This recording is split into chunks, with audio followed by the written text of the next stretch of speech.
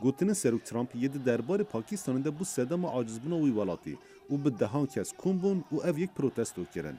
بالیوز امریکی یا نتوین یه گرتیجه ده آخافتن خود بال کشان لسر گوتن ترامپ. دستهلاتداری اما آریکاریا 225 میلیون دلاران راوستاندیه. صدما وی یکیجی زلاله جارنا او لگلمه کار دکن جارنا جی سنور خواه بو تروریستان ودکن داکو در بازی افغانستانی ببن او اف تروریسته هیرشان لسر هزامه دکن اول ایستنک دوالی او دستهلاتا مچه ایستنا قبول ناکه. ترامپ ده توییت خود گوتی بکو به نزانی ده 15 سالن بریده 33 میلیارد دلار وکی آلیکاری دانه پاکستانه او وانتش تک به دست نیخستینه تنه نراستی و او خواپاندن لسر و توییت دستلادارن پاکستان نرازی بونه خوانی سر زمان او هر وها بانک بالیوز امریکی پاکستان کرن او او یک شرمزار کرن سروک وزیر پاکستان جده بیجه او ده چندین روژه ده لسر تکلین امریکا و پاکستان کمبونه که پیک بینن پسپور سیاسی لپاکستان طالات مسعود دبیجه امریکا حوجه پاکستانه.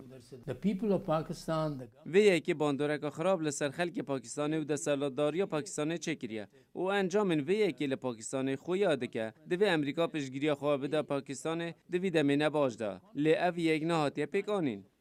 هر وها وزیر دروی پاکستان لسر وی که دبیجه پاکستان نه حوجه آلیکاری امریکایه.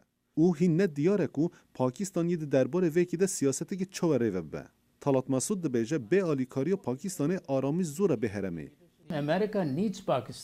امریکا حوجه پاکستانه. به آلیکاری پاکستان آرامی نهایت هرمه. ده پیش روزی ده انجام وی سیاسی ده پتر زلال ببه.